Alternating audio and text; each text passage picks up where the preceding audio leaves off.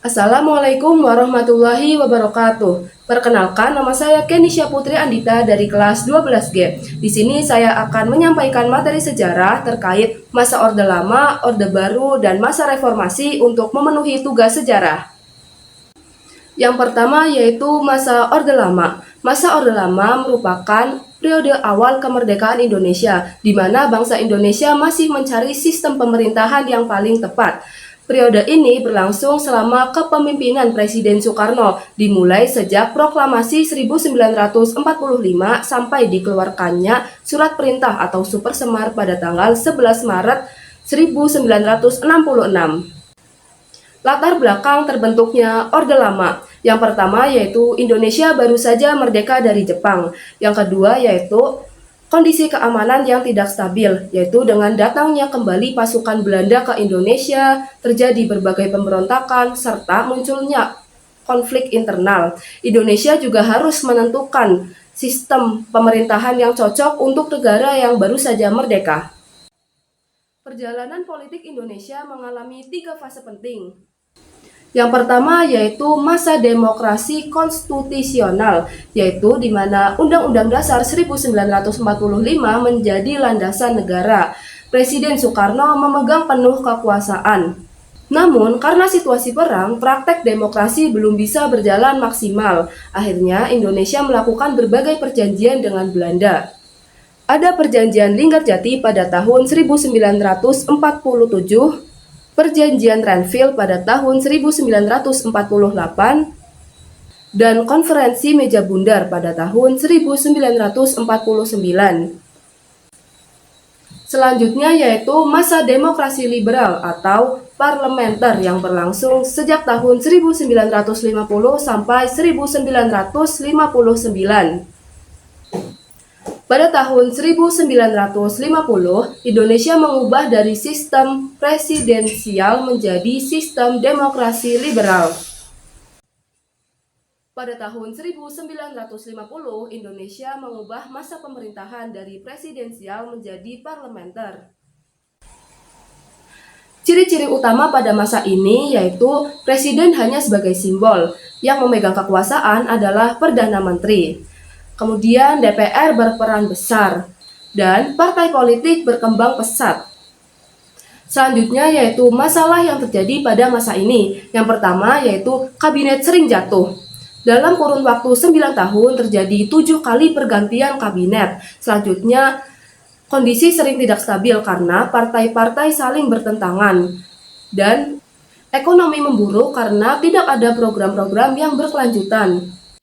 Kemudian ada salah satu peristiwa penting yang terjadi pada masa ini, yaitu pertama kali pemilu diadakan pada tahun 1955.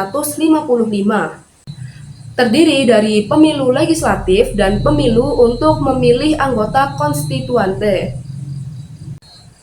Yang terakhir yaitu masa demokrasi terpimpin dari tahun 1959 sampai 1966. Karena ketidakstabilan politik pada masa demokrasi liberal, akhirnya Presiden Soekarno mengeluarkan dekret presiden pada tanggal 5 Juli 1959 yang isinya pembubaran konstituante, memberlakukan kembali Undang-Undang Dasar 1945, dan yang terakhir, menguatkan posisi presiden. Ciri-ciri pada masa demokrasi terpimpin yaitu kekuasaan presiden sangat dominan. DPR dan lembaga lain cenderung dikendalikan oleh presiden. Ideologi politik didominasi oleh nasakom, nasionalisme, agama, komunisme. Pengaruh PKI semakin kuat dalam politik nasional. Pers dibatasi, demokrasi juga dibatasi. Kondisi ekonomi pada masa ini yaitu inflasi mencapai 600%, produksi nasional turun drastis, dan pemerintah fokus pada proyek mercusuar yang sangat menguras keuangan. Pada masa ini juga terjadi krisis politik, yaitu hubungan antara TNI dan PKI memanas. Ketegangan internasional juga meningkat karena Indonesia keluar dari PBB. Pada akhir masa Orde Lama, puncaknya yaitu terjadi G30 SPKI pada tanggal 30 September 1965. Setelah itu muncul Super Semar pada tanggal 11 Maret 1966 yang menyerahkan kekuasaan kepada Letjen Soeharto. Perlahan kekuasaan Soekarno terkikis hingga akhirnya tergantikan. Selanjutnya yaitu masa Orde Baru dari tahun 1966 sampai 1998. Orde Baru adalah masa pemerintahan Soeharto yang berlangsung selama 32 tahun. Awal mulanya Orde Baru ingin memperbaiki kelemahan Orde Lama, namun akhirnya Orde Baru menjadi pemerintahan yang otoriter. Latar belakang terbentuknya Orde Baru yaitu terjadinya krisis ekonomi dan politik pada masa akhir Orde Lama yang membuat masyarakat tidak lagi percaya dengan pemerintah Soekarno. Kemudian militer, khususnya dari Angkatan Darat, berinisiatif untuk menstabilkan negara. Dan yang terakhir, Soeharto yang menerima Super Semar berperan besar dalam memulihkan keamanan. Selanjutnya yaitu ciri politik pada masa Orde Baru. Yang pertama yaitu sentralisasi kekuasaan, yaitu kekuasaan presiden sangat kuat, penunjukan pejabat oleh pemerintah pusat, dan ABRI atau TNI mendapatkan peran politik dari dwifungsi ABRI. Yang kedua yaitu pengendalian politik. Partai politik disederhanakan menjadi 3, yaitu Golkar, PPP, dan PDI. Pemilu hanya dilakukan 5 tahun sekali, namun hasilnya selalu didominasi oleh Partai Golkar. Dan yang ketiga yaitu pembatasan kebebasan. Pers dikontrol, ormas dan akademisi diawasi, dan kritik terhadap pemerintah dibatasi. Yang selanjutnya yaitu kebijakan ekonomi dan pembangunan pada masa Orde Baru. Yang pertama yaitu Repelita dan pembangunan jangka panjang.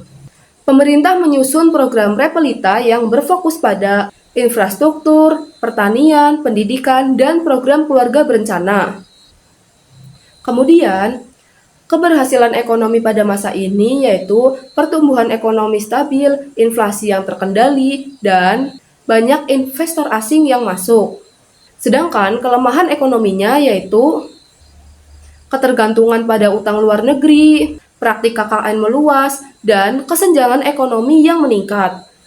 Sedangkan kelemahan ekonominya yaitu ketergantungan pada utang luar negeri, praktik KKN meluas, dan kesenjangan sosial meningkat. Selanjutnya yaitu pelanggaran HAM dan kritik pada masa Orde Baru. Yang pertama ada penembakan misterius atau Petrus yang terjadi pada sekitar tahun 1980-an. Yang kedua terjadinya peristiwa Tanjung Priok pada tahun 1984. Yang ketiga peristiwa Talang Sari. Dan yang keempat yaitu konflik Aceh-Papua. Pada akhir masa Orde Baru, krisis moneter 1997 menghantam perekonomian Indonesia paling parah. Rupiah jatuh dari 2.000 ke 17.000 per dolar. Harga sembako naik berkali-kali lipat. Kerusuhan dan demonstrasi mahasiswa terjadi di mana-mana.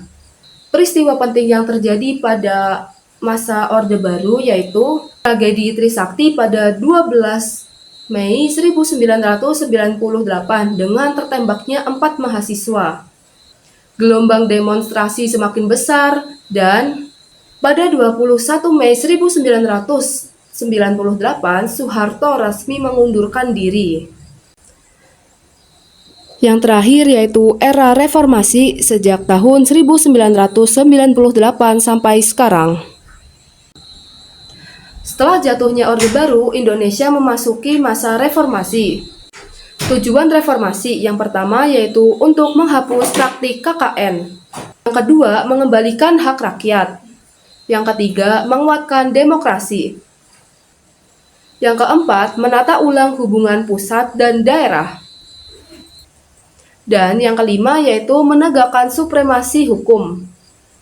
Kemudian perubahan terbesar dalam sejarah Indonesia modern yaitu amandemen UUD 1945 yang isinya yang pertama yaitu pembatasan masa jabatan presiden maksimal 2 periode. Yang kedua, pemilihan presiden secara langsung. Yang ketiga yaitu pembentukan lembaga baru seperti Dewan Perwakilan Daerah, Mahkamah Konstitusi, dan Komisi Yudisial. Yang keempat, DPR menjadi lebih kuat. Dan yang kelima, hak asasi manusia masuk ke dalam UUD sebagai bab khusus. Selanjutnya adalah demokrasi politik. Yang pertama, banyak partai politik baru yang muncul. Yang kedua, pemilu berlangsung dengan lebih bebas dan kompetitif. Yang ketiga, masyarakat lebih bebas dalam menyampaikan pendapat. Selanjutnya yaitu otonomi daerah. Daerah diberi kewenangan luas untuk mengatur keuangannya. Kepala daerah juga dipilih langsung oleh rakyat dan meningkatkan partisipasi masyarakat dalam politik lokal. Dan yang terakhir yaitu tantangan era reformasi. Yang pertama, KKN masih terjadi. Banyak terjadi kasus korupsi sampai sekarang di Indonesia. Yang kedua, masih terjadinya konflik horizontal. Kerusuhan Poso, Ambon, Sampit, dan yang lainnya terjadi pada awal masa reformasi.